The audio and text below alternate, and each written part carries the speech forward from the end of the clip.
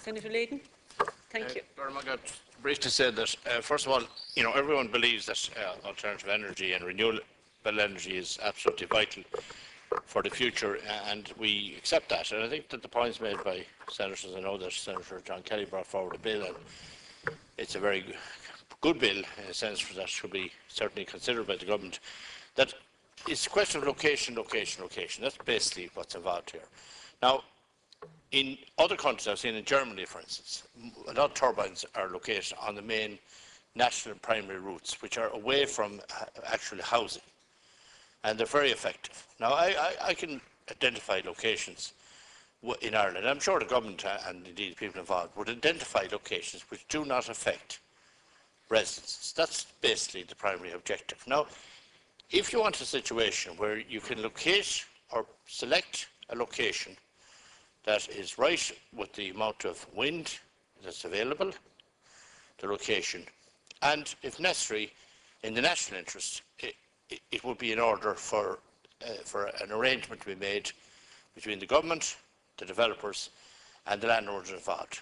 Some sort of, like the ESB went through Ireland, and there were certain rules applying to the erection of the lines and the national routes as well.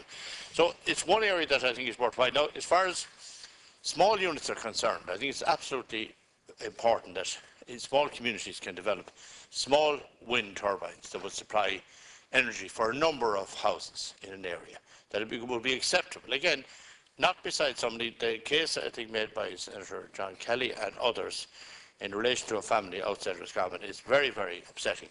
The people came to Ireland, came to Roscommon for peace and tranquility, and now they're located right beside a wind turbine. And it's constant noise. It's not excess noise, it's constant movement, which really affects them. And I know that they're very upset about the situation. But I think there is arrangements. And the offshore, of course, is very attractive from that point of view. It's more expensive, of course, to have offshore energy. There are some unoccupied islands in some of the off the shore of Ireland. There's so many places that just that's the one I think that's the case made by Senator Whelan as well and Senator Kelly. That's the one request we have. We know we have to provide alternative energy. There is a market for that energy abroad. We can reduce our import of oil.